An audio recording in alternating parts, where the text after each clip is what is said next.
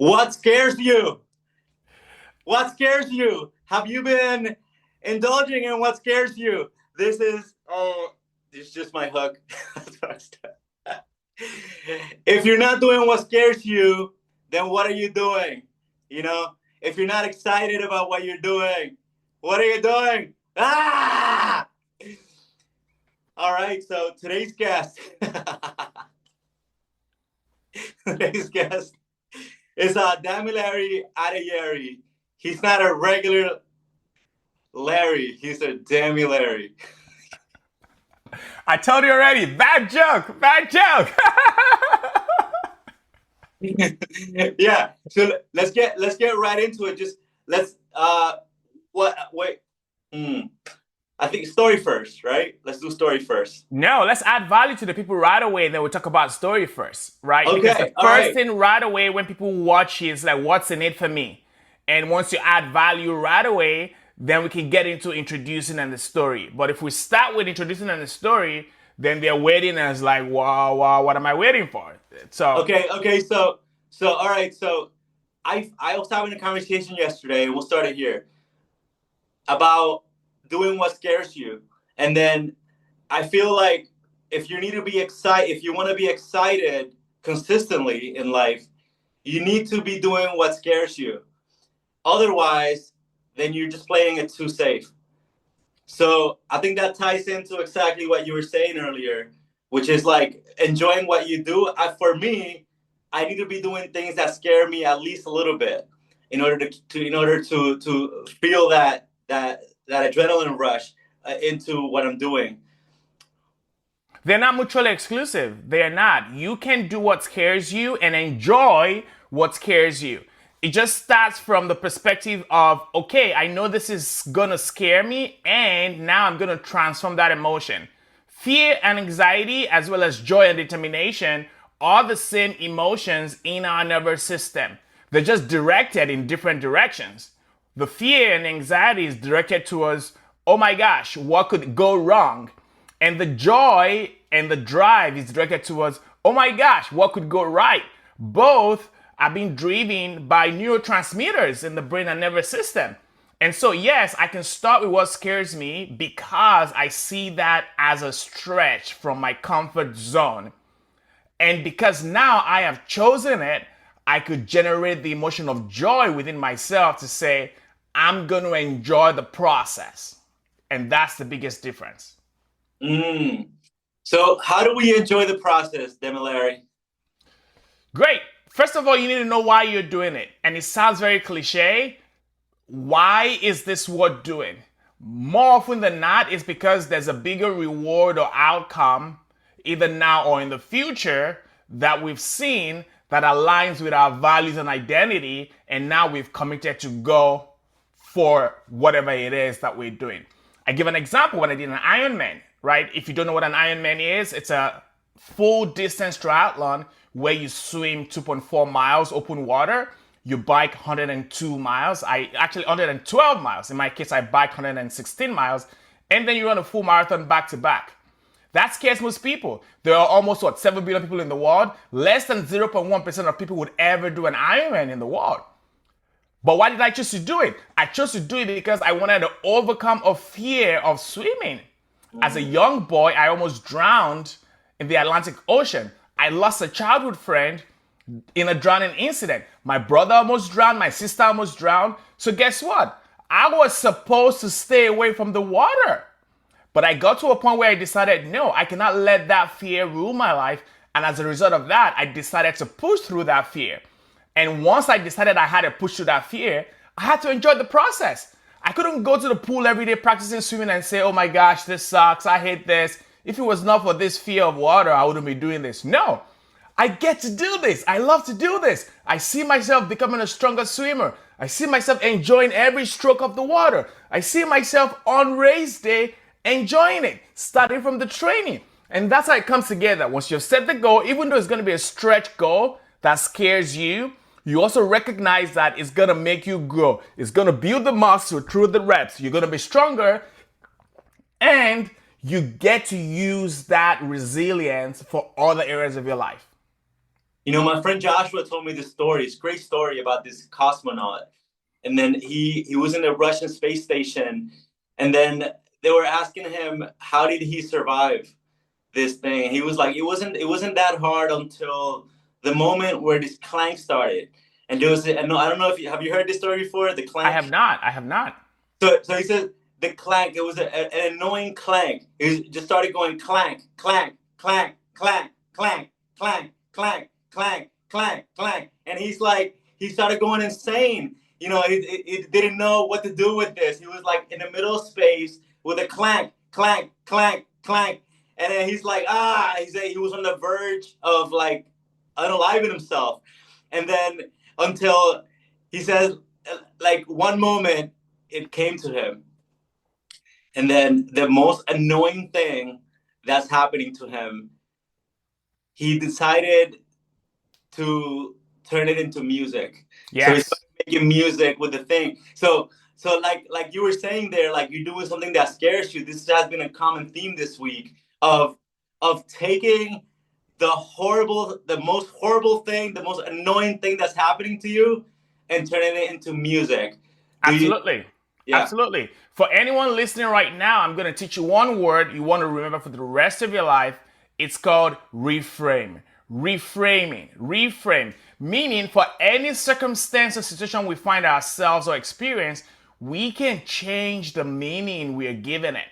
Because in that moment, the meaning that we're giving it, which is generating the emotions that we're feeling in that moment, has been conditioned through our background, previous experiences, our beliefs and values, and is causing an emotional state that is not pleasant, that we don't want. And we can simply start to change that by reframing the meaning. You just gave the clank clank story, Joe. I hear this story all the time. If you've been to any Tony Robbins event, especially Unleash the Power Within, he talks about the story of the train, right? During one of his events, he was speaking, and every so often, the train will pass and make a lot of noise and disrupt the conference.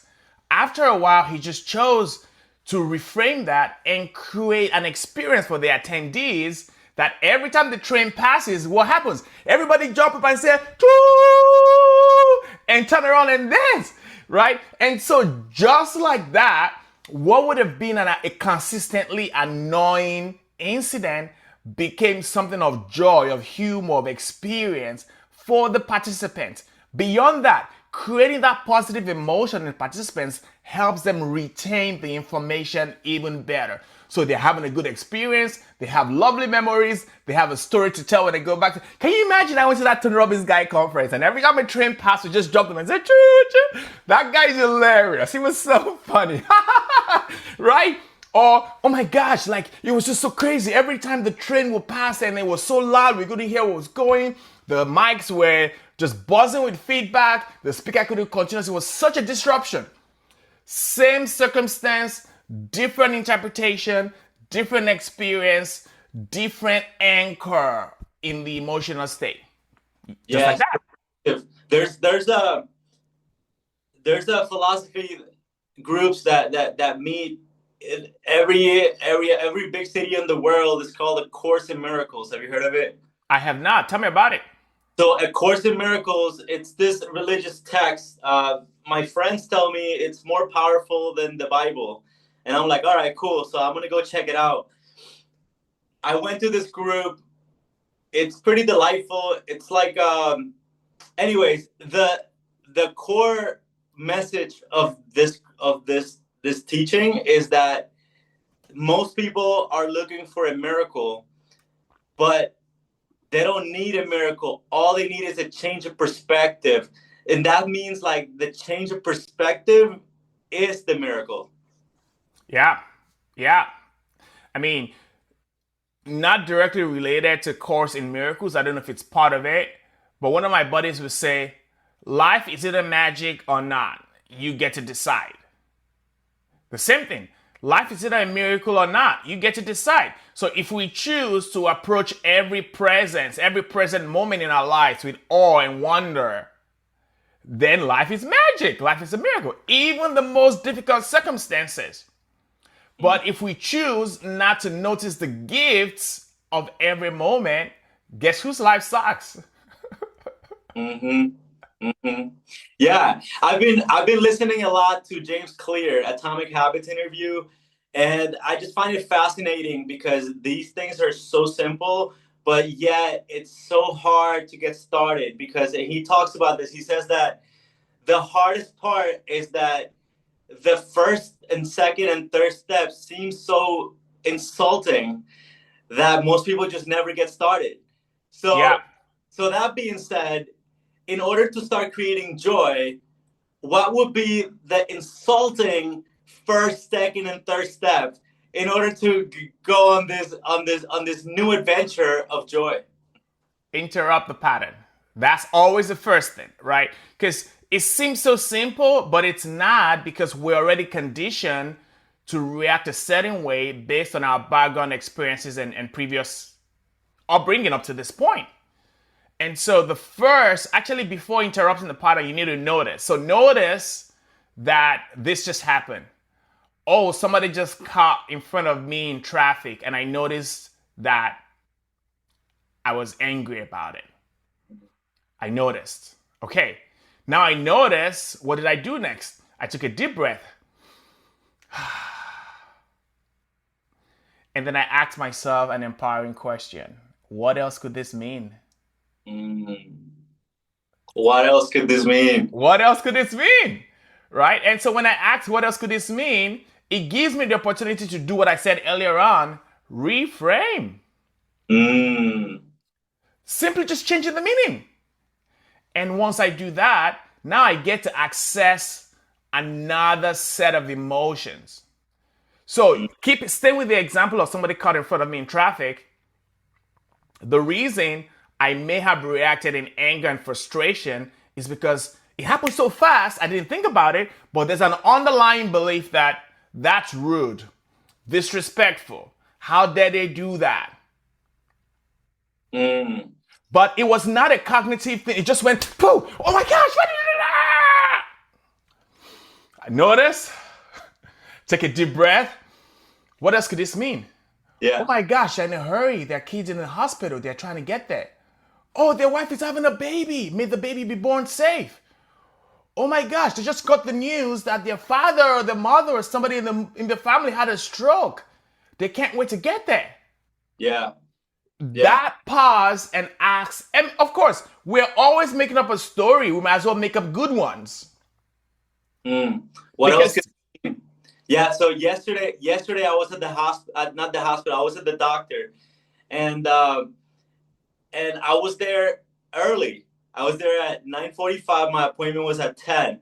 So I asked her for a coffee. I went outside, drank my coffee. At 10 a.m., I came inside. And then the doctor came out and called in the other guy. And I'm like, whoa, buddy. Yeah, come on. Like, I thought, and I was passive aggressive about it too. Like, I didn't talk. I told the receptionist, I'm like, hey, I thought my appointment was at 10. What happened? And she's like, oh, well, it was kind of late. And I got kind of annoyed. I went outside again. I came inside. And then I was like, hey, well, let's just reschedule it for another day because, I got things to do that, I was just being like really passive aggressive. And then I started, she was quiet. I was quiet. So I was like, I took a deep breath. I went outside and then I started talking with the couple where like the guy, he was missing a leg. And so I was like, do you guys need anything? What's going on? And then she was trying to tell me the story. The guy's diabetic. They just cut his leg off because of diabetes. Yeah. And then the reason for the lateness was that guy was late. And then so he took him in, and then it took him longer to the. So after I talked to his sister, which was taking care of him, I toned down quick. Yep. I was like, whoa, all right, this is okay. Yeah. I don't need to rush my appointment.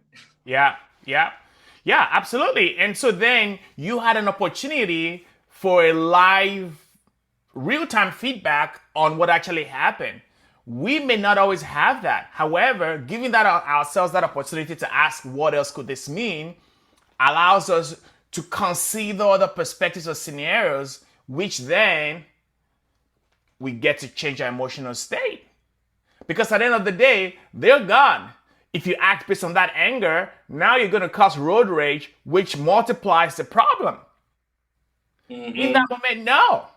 In your case, you could have continued to stay angry, shifted the appointment, left. Guess who's lost in this?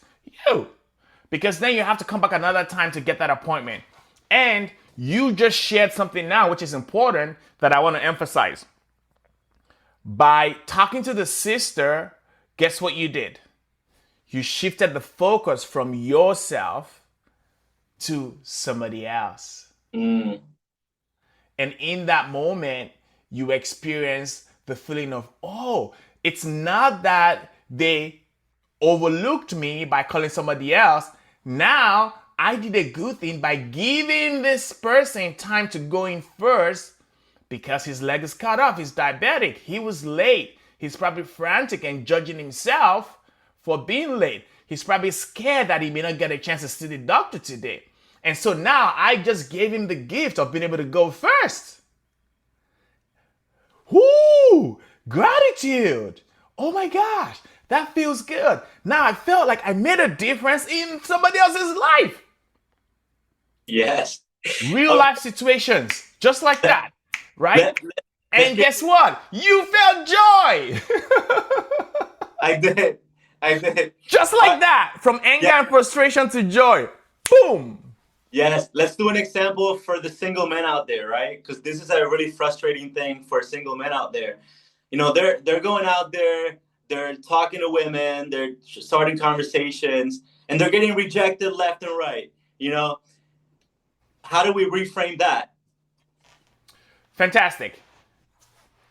The quickest way to suffering is to think that it's about you. I didn't say something right. I felt rejected. They don't like me. I'm not tall enough. I don't have enough money. I did not dress well. I don't look good enough. All the bullshit reasons we give ourselves for judging ourselves. However, what if there's a good reason for that? So I social dance, right? So even though I'm not single, I social dance. I go salsa dancing, merengue, all the social partner dance, swing and things like that. And that's a practice in consistently facing rejection because you have to ask people to dance with you socially. Of course, all platonic. And sometimes you ask somebody to dance and she tells you no. I'm tired. Next dance. Can you ask me again? And you're thinking to yourself, actually, she doesn't want to dance with me. She just said she's tired for tired's sake. Or even better, she told you she's tired and immediately you watch somebody else ask her and she said yes to that person. And it was like, she lied to me. No. Okay. She's a liar. Yeah. She's a complete liar. But guess what? Guess what? What if she lied? Okay, let's even agree that she lied. I am better off dancing with somebody who also wants to dance with me versus somebody that felt compelled to dance with me and did not give their all. So as a single man, you are better off talking with somebody who also wants to talk with you, who also wants to spend time with you, who also wants to get to know you, than feeling bad about somebody who said no. I am thankful for all the no's that came to me early than the ones that strung me along and eventually was still a no. These are all the things to consider, perspectives, right? So in that moment, what if there's another reason? What else could this mean? Maybe their grandfather died, their grandmother died, something else happened. But in that moment, they weren't considerate. I was on the phone yesterday with someone working in a company. I emailed 6 days ahead. Do not charge this card. Change it to this one. I got an email back that said, okay, I will take care of it. 6 days later, guess what happened? My card got charged. And then I called back. Of course, I was furious in the moment. I noticed and I took a deep breath. What else could this mean?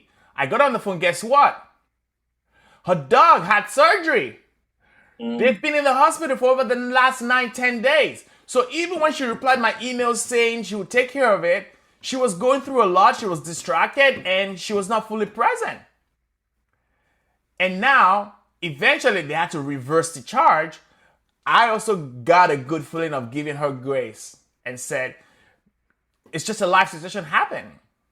In that moment, I did not know, right? So again, it's having the power to reframe. And one more thing I'm going to add. Many times, it may not be as easy to just reframe like that because for many of us, the mental chatter is so loud. And now we're having that conversation in our head. Oh, you suck. Oh, no, I don't suck. But then she told you no. Well, maybe something else. And then we're arguing in our head. Now, who do we believe? The quickest way to get out of your head is to get in your body. And move your body. Sometimes I just go this, yes, yes, yes, yes, yes, yes, yes, and vigorously shake my body to interrupt the pattern, to wake me up. Because what happens is blood flow increases, circulation increases. I take more air in, and then I have clear of mind. Jumping jacks. Another quick pattern interrupt. Go take a walk. Go do a run. Go lift something heavy. Do something physically that takes you away from that mental chatter that is like, nya, nya, nya, nya, nya, nya. Then that allows us, including myself, see a different perspective that we may not be seeing in that moment. Reframe. Yeah.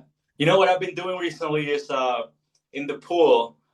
You know how Tony does the breath work. I find it like boring, to just do the breath work. Yeah. But in the pool, if I just let all the air out and then just go to the bottom for like 20 seconds, sometimes even 40 seconds, that works for me. And then where I'm under the water and I'm like, whoa. And then that breaks my pattern. There you go. Yeah. So you're practicing relax and release. Yes. Yes. I'm like, and then I start stretching and then I start, underwater. And then I do it to the point where I can't no longer do it. But just those 20, 30, 40 seconds of me, that's like my meditation. You got it. I mean, this is exactly what I talk about in my book, right? I say, when shit happens, because shit happens in life, make shift happen. A minor shift.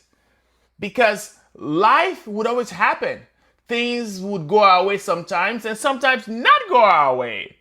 Things would come of us and we would have unpleasant or unexpected outcomes. That's how shit happens. And we can shift or make shift happen by taking control of our mental emotional state. Because it's not that the problem goes away right away, nope, but it puts us in a more empowered state to tackle the problem. Because now I'm thinking clearly, I'm breathing, I'm more grounded, and I can be responsive rather than reactive. And it always starts with the notice. Notice what's not going, pause, take a deep breath, then reframe. That's it. Okay. So here's the formula. You said, so break the pattern and then reframe. What else do you mean? It's harder to break the pattern you've not noticed. Okay. So first, you have to notice first. Notice. It's funny, I just thought about this. It's like N.P.R.A. Okay, and I'm not talking about the radio. Okay. Notice, pause, and breathe, then reframe. So N is notice, P is pause and interrupt the pattern, whatever it is, and then reframe, right? So interrupting the pattern could be breath, movement, anything else. But that all happens in the pause. Then you reframe. So NPR. And then the trigger needs to be the negative emotion. Where it's like, okay, now if I'm experiencing any negative emotion, to like train myself to like, oh, okay, pause, right? Yeah. And I wouldn't even say negative emotion because no emotion is negative. I believe every emotion is a messenger. They've come to tell us something. So I would say undesired or unexpected emotion. Right? So when I notice an undesired emotion, like I did not invite anger to my house or to my body.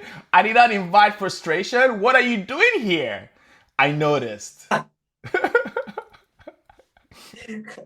But Right? really, it's And a actually, there's a poem by Rumi called "The Guest House." I think everyone should look it up. Right? So basically, the idea of the guest house is being human is a guest house. Every day, every morning, you get guests coming. Joy, depression, meanness, anger, unexpected visitors. And what did Rumi say? Welcome and entertain them all. Even the sorrow and everything, right? Be grateful for whatever comes because each one has been sent as a guide. They're messengers. In fact, anger, let's use anger as an example.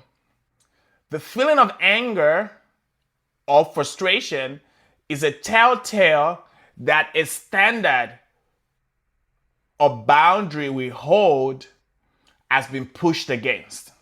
That's why we got angry. You go back to the car scenario. Somebody cut in front of you. I have a standard that you never ever cut in front of somebody. You go according to line. And so that reaction is that boundary or standard has been pushed against. Right? Okay, so you notice the unexpected guests, the visitors, the undesired emotions in the moment. Notice. And now we train ourselves to welcome them because now each one has a message for me. All right, now I'm feeling this anger of frustration. Okay, I notice. Then I pause. Right? And now the interrupting of the pattern could be deep breath. I'm not going to be reactive in the moment. I need to see what's going on and really understand it. Jumping jacks, shake my body. Or another one that I teach is the tighten and release. You squeeze. You feel all the tension through your body, your head, everything.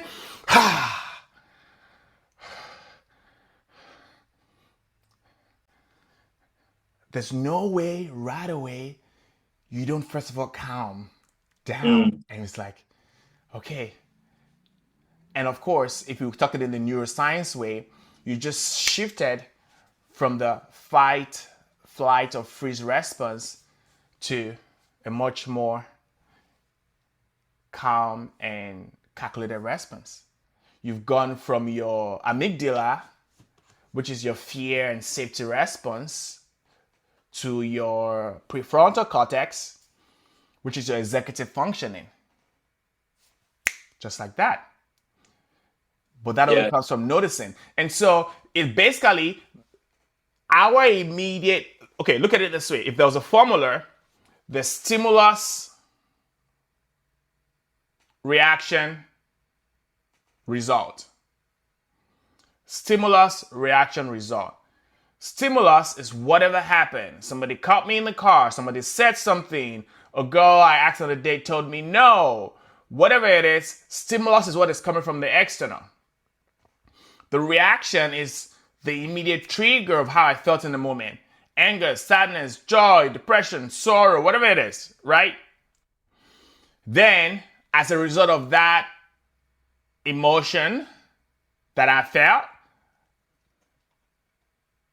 I behave a certain way, which then gives me the result. So, our power lies between the stimulus and the behavior. Because in that moment, when I feel that reaction, just noticing and pausing before I respond makes a huge, huge difference. Even if for whatever reason I reacted right away out of the trigger or the stimulus, catching myself and I was like, oh, wait, let's start again. If I was in control, what would I choose to do?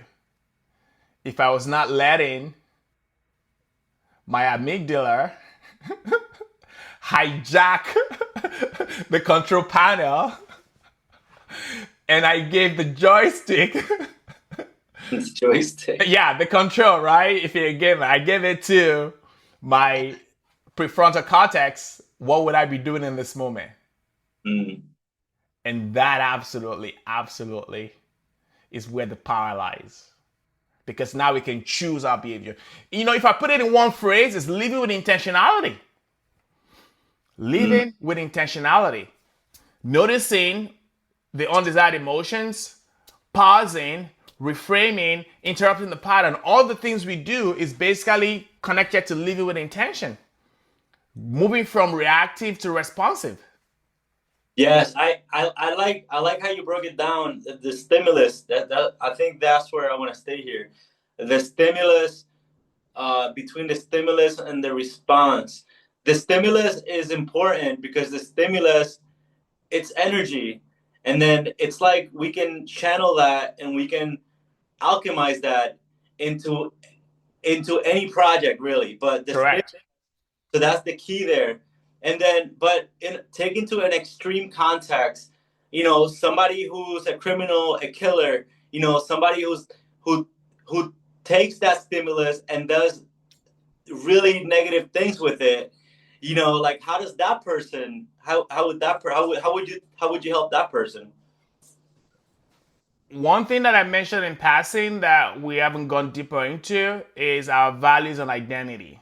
Mm, mm, Our behavior is tied to what we believe about ourselves and the world and how we see ourselves and the world. That's the values and identity. So someone who uses that stimulus for evil action to hurt or harm somebody else, then somewhere in their belief system, they think that's okay. And that's not okay. And for the change to happen, they first of all have to question their own beliefs and say, what about how I see myself and the world makes me see or believe that this is okay as an action? And all of that is part of the noticing and then choosing to interrupt the pattern. Right? Because now, the moment you question those beliefs, you have an opportunity to choose a different belief. And the next time you feel a stimulus that normally would have created a different reaction, you get to choose a different response. That's yes, it. That's yes. it. Because guess what? You go to the bank, somebody sees cash on the counter and shows, oh, that belongs to the bank. Somebody else sees cash on the counter and says, oh, I want to steal that. Same circumstance. Mm-hmm. Different mental, emotional process that then results in the behavior. The person who chose not to do anything about it, in their mind shows that's not proper. That doesn't belong to me. Mm-hmm. Somebody else thought that's not proper, but I want to have that anyway. Yes. and Give it and to me. I want it. Give it to me. yeah, I want it all. I want it now at whatever cost. And it's a risk Yeah. because they may or may not recognize in that moment that they're probably also putting their life on the line. Yeah. And what is worth my life? What is worth your life? What is worth their life? What is worth our life? Mm. Truly, what is it? Well, that brings me to like a really like, I think that probably the deepest question a man could ask himself, and it's like, because I think if we're gonna take the example of Jesus, then the deepest question you could ask yourself is like, what am I willing to die for? Yeah. Yeah. Yeah. And we can flip that, right? It goes both ways. I will live for whatever I'm willing to die for. Mm, mm, mm, I will live for whatever I'm willing to die for. And actually, within that is a whole different conversation about purpose and our journey while we're living. Because if we have reverence for our mortality as humans, then we recognize that every day is not promised. mm, And when we recognize that every day is not promised, then we begin to live with intention. Because I could have one more second, one more minute, one more hour, one more day, one more month, one more year, one more decade. However, that living with intentionality means I get to choose my response in situations. I get to choose my believing values. I get to choose what I'm living for, because all those things may also be what I'm willing to die for. That's it. And for some of us, joy, contribution, growth, giving back, living a life of meaningful impact, experiences with the ones we care for and our loved ones, mm, enjoying life, building wealth, contributing to nonprofits, volunteering, all of those things, we want to look at it from both perspective of, if death were to come right now, is this what I want to be doing? And I say yes. Me choosing to speak on this podcast right now, if death were to come right now, I have no double thought that this is what I want to be doing right now, because I intention that yes, I said yes to this and I'm here. The same way, death does not come right now. Me living right now, yes, is being here speaking is what I want to be doing right now.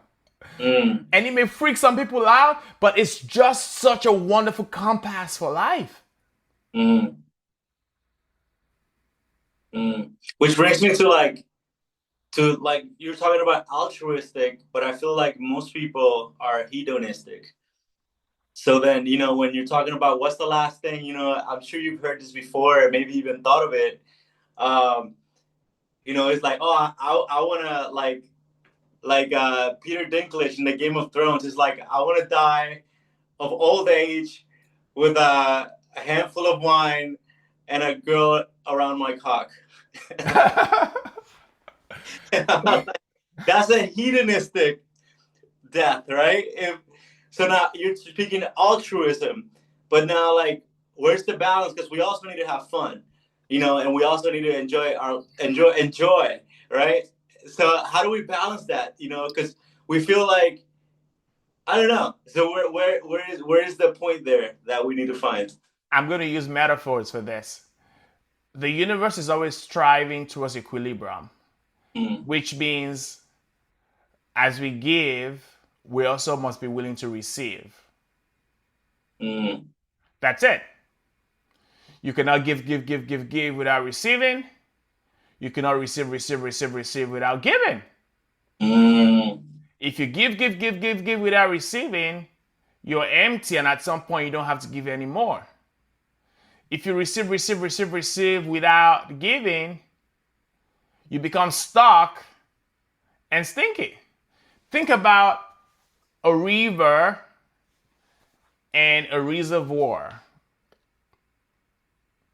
A river, the water keeps flowing. As new water comes in, more passes and flows. That way, the water is always fresh. But a pond, the water stays stuck there. No water is going out, no water is coming in. After a while, it starts to become stale. Fungi starts to grow in it. Mosquitoes, all sort of things there. It's no longer fresh water. mm, mm, If I squeeze my fist like this, Nothing comes in, nothing goes out. That's hanging on tightly to all that I have. If I keep it open all the time, it means nothing stays. Mm. But what if there's a midpoint? Something where I can hold some, but then within that, anything else, just imagine pouring grain into this hand. You know, some would fall off, that's what I'm giving, but I still have some for myself. That's it. That really is it. So it is a flow. It is an exchange. It is, the universe is always striving for equilibrium. Even just look at the plants. The plants give us oxygen as humans, right? So they use carbon dioxide and give out oxygen. We breathe in oxygen and give out what? Carbon dioxide. There's an exchange. Mm. Right? The sun shines up, and what happens when the sun shines? The water evaporates from the lakes, goes up, and from the clouds.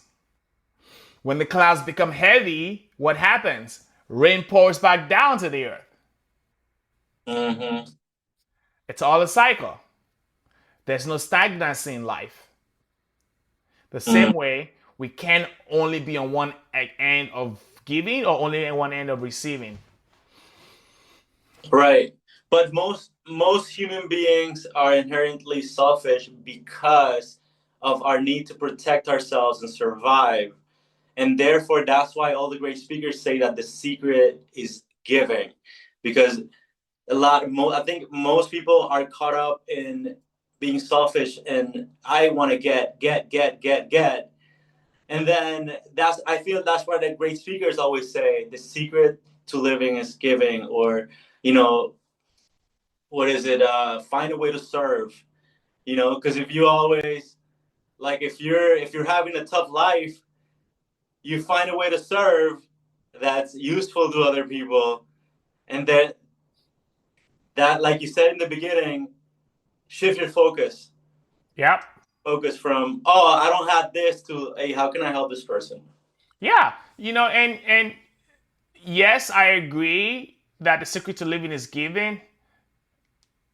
I sort of feel like it's incomplete in additional context. So it's lacking context, right?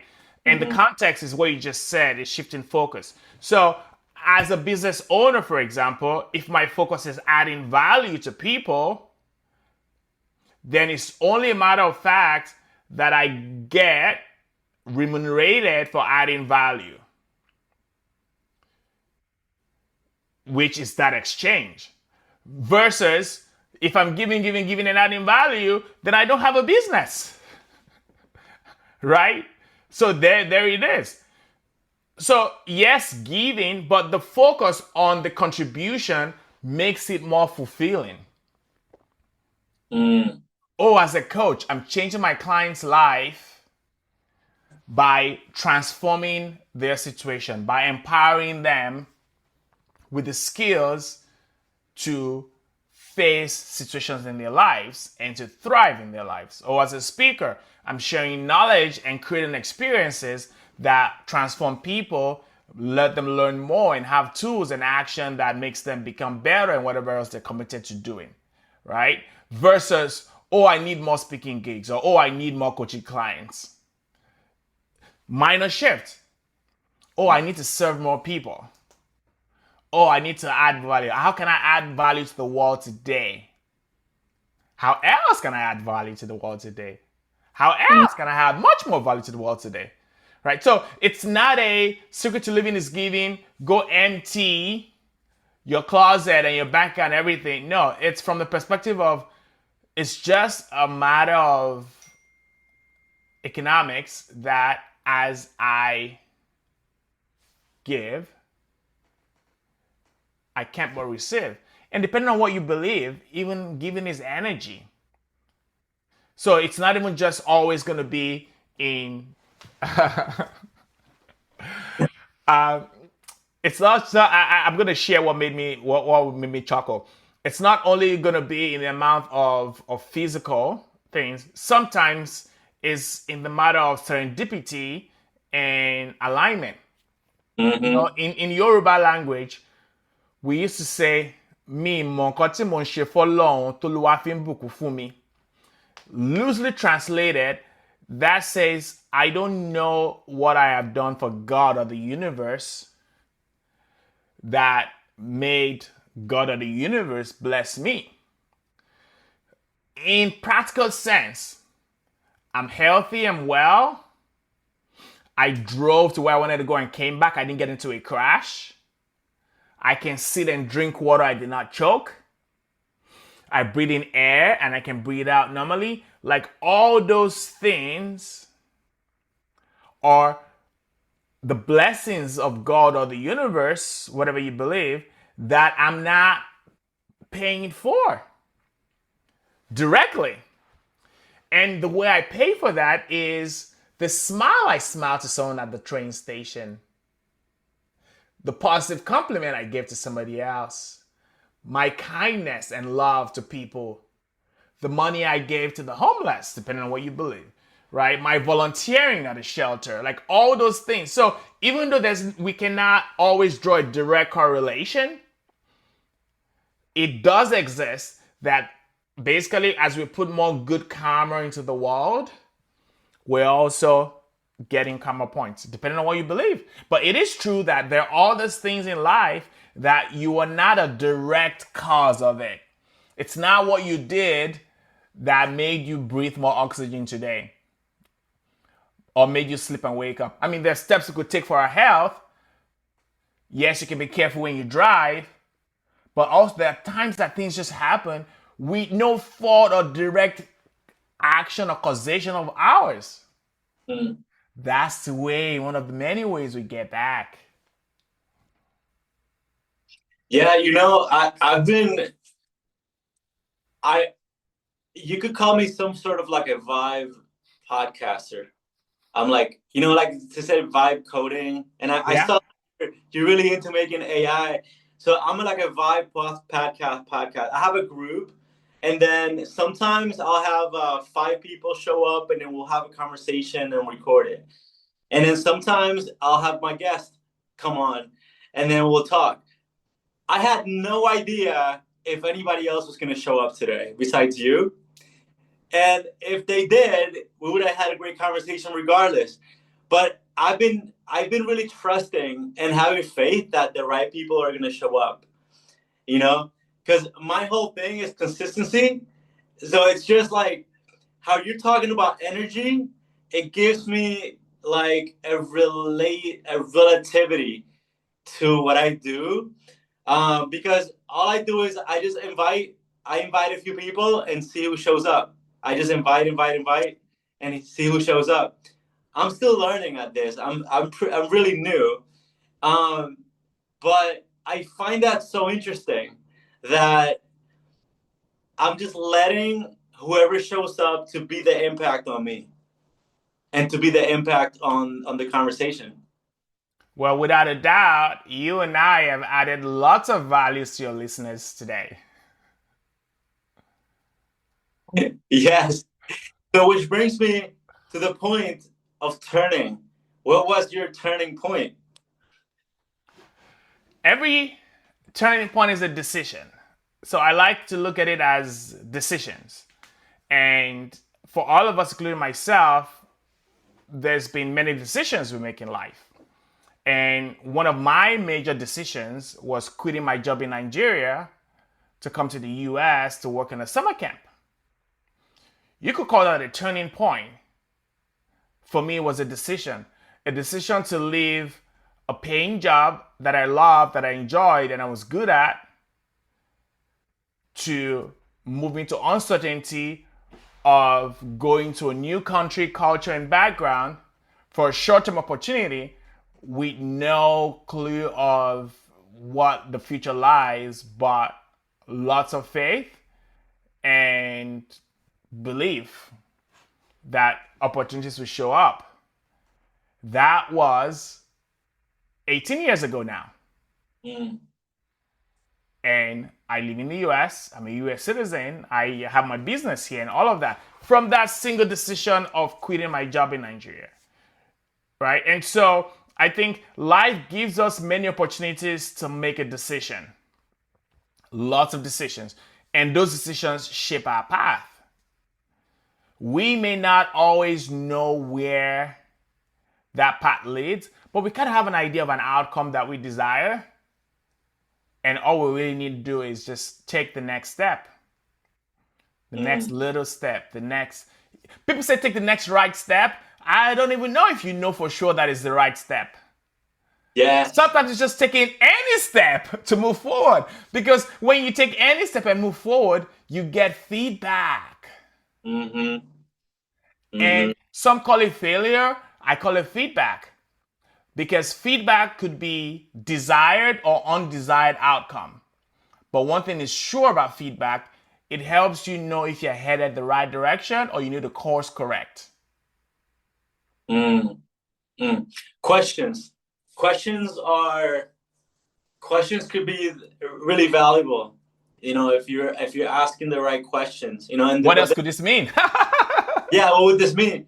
So yesterday I was having a conversation with my friend Dominica, and I asked her the following question. I want to know what you think about this question.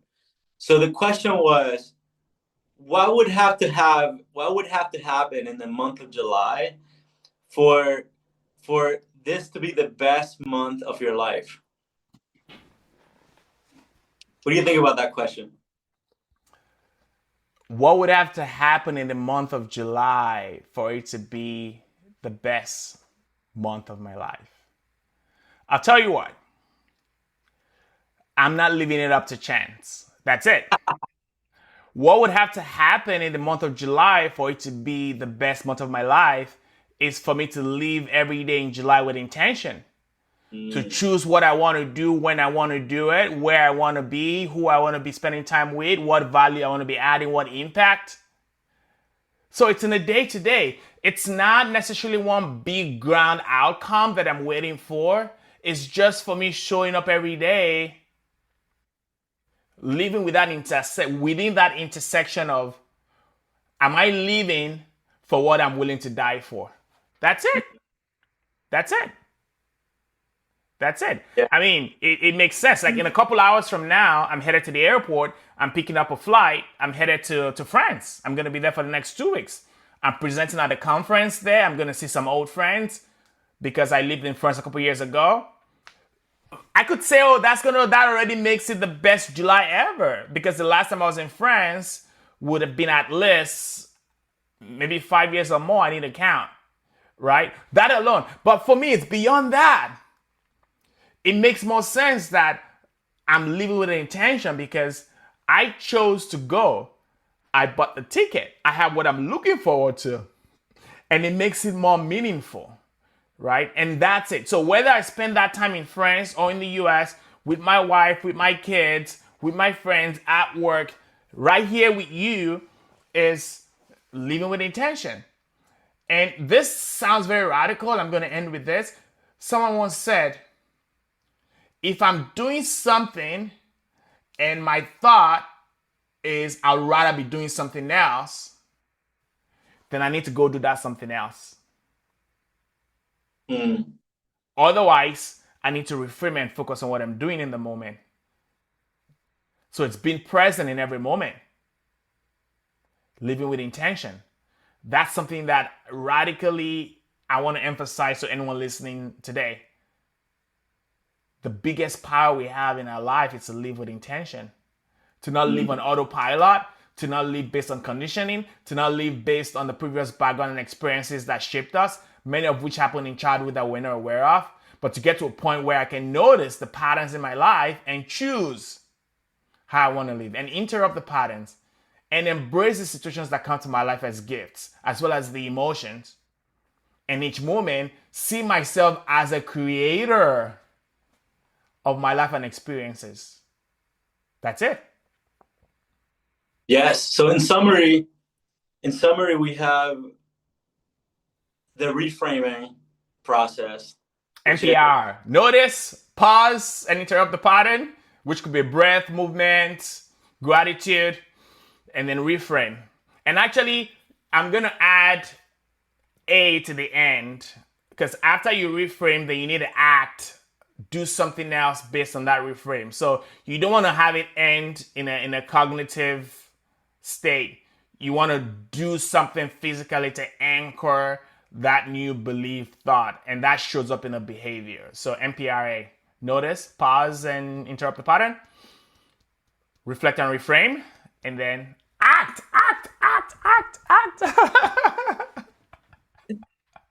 All right.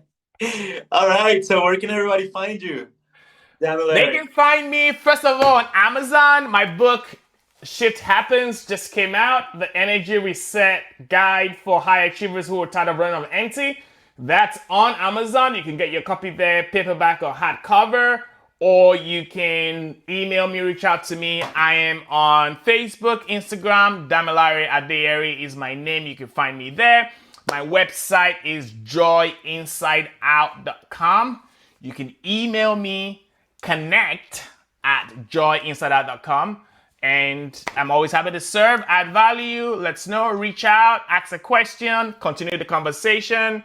Let's meet for coffee if you're somewhere around Tampa Bay area in Florida where I live, or somewhere around the world where I'm traveling. Like I'll be in France and Canada this summer. Reach out, let me know. Nice. Are you gonna be at UPW in Germany? As of now, I have no plans to be there. However, you never know. You never know. Yes. Yes. All right then. Well, you have a great flight, and let's definitely have another one of these. Awesome. Thank you, Joe. I was glad to be here, glad to add value. And everybody, remember, live with intention. Yes, live with intention. Ah!